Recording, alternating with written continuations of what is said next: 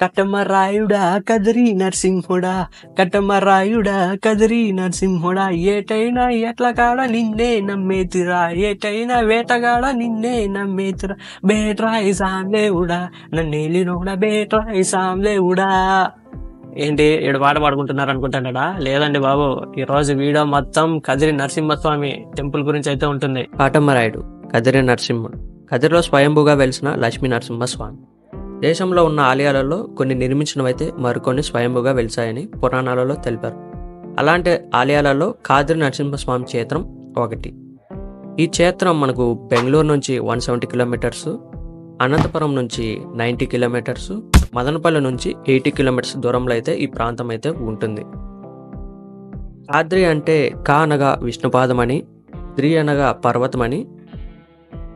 ఈ ప్రాంతంలో స్వామివారు పాదం మోపినందున కాద్రి అని పిలుస్తారు. ప్రస్తుతం కదిరిగా పిలువబడుతుంది. ఈ దేవాలయం క్రీస్తు శకం 13వ శతాబ్దం కంటే పురాతన ఆలయంగా చరిత్రక ఆధారమైతే ఉంది. ఉక్కరాయలు, కుమార కంపరాయలు నిర్మించిన ఆలయం.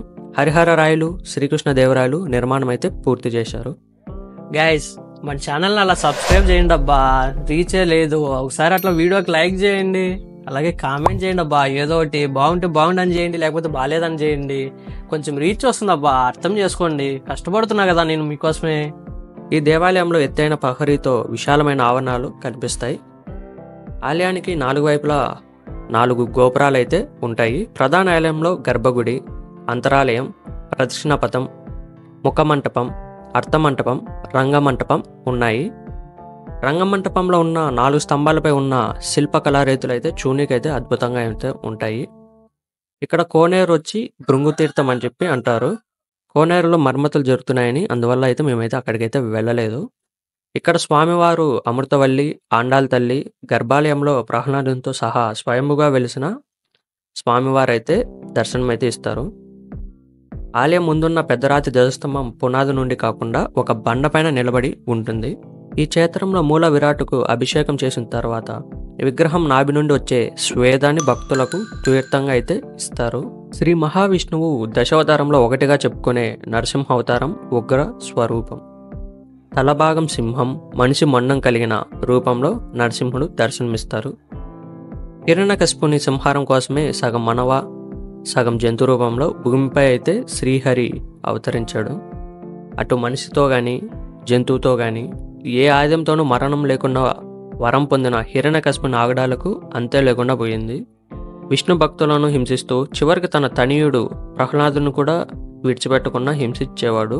నరసింహుడి రూపంలో సాయం చేయడానికి వచ్చిన శ్రీ మహావిష్ణువు గుమ్మంపై కూర్చొని హిరణ్యకశిపుని తన చేతుల్లో అడ్డంగా పడుకోబెట్టుకొని గోర్లతోనే సంహరించాడు.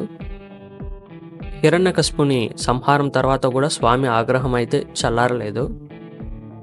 గ్రీంకారం చేస్తూ కదిరికి 2 కిలోమీటర్ల దూరంలో ఓ పర్వతానికైతే చేరుకున్నాడు. దాన్ని గమనించిన దేవతలు ప్రహ్లాదుడితో సహా ఈ పర్వతం పైకి వచ్చి స్వామివారిని శాంతింపజేయడానికి అనేక స్తోత్రాలను పఠించారు. దీంతో నరసింహుడు శాంతించాడు. దేవతలు స్తోత్రాలను పఠించడం వల్లే ఈ పర్వతానికి సోతాద్రి అని పేరు వచ్చింది. కాటమ అంటే అడవి, రాయుడు అంటే అధిపతి.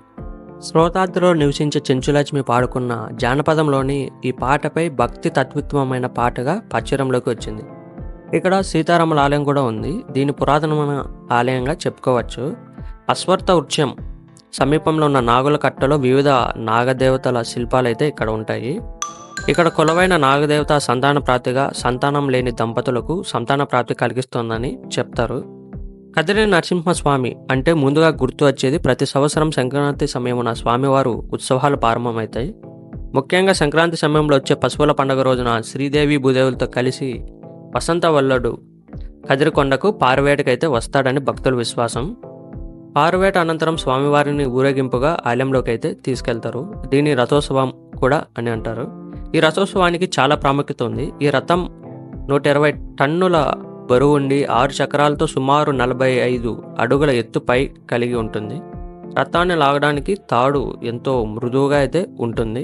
ఇక్కడ లేని విధంగా రథోత్సవం సమయంలో భక్తులు ఇక్కడ రథంపై దవనం, పండ్లు, ముఖ్యంగా మిరియాలు చల్లుతారు. క్రింద పడిన వాటిని ప్రసాదంగా భావించి ఏరుకొని తింటే సర్వరోగాలు నయమవుతాయని భక్తుల నమ్మకం.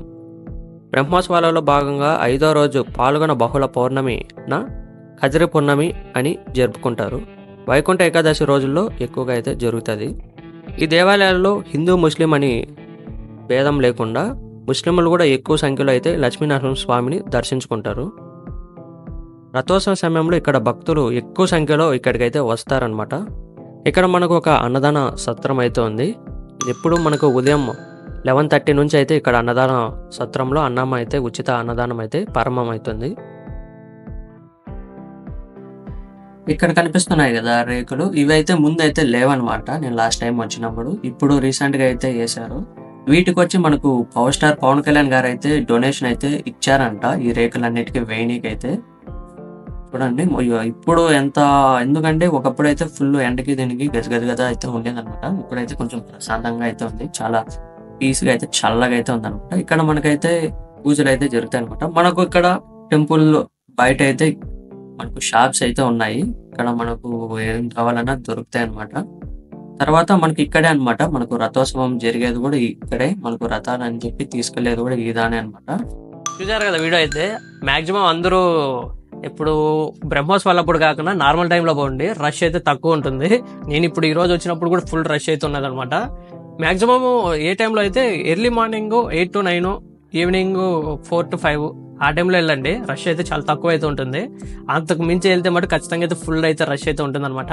వీడియో అయితే అందరికి నచ్చింది అనుకుంటున్నా. నచ్చితే అయితే బాగుందని కామెంట్ చేయండి. అలా వీడియో లైక్ చేస్తే మనకు కొంచెం రీచ్ అయితే వస్తుంది అనమాట.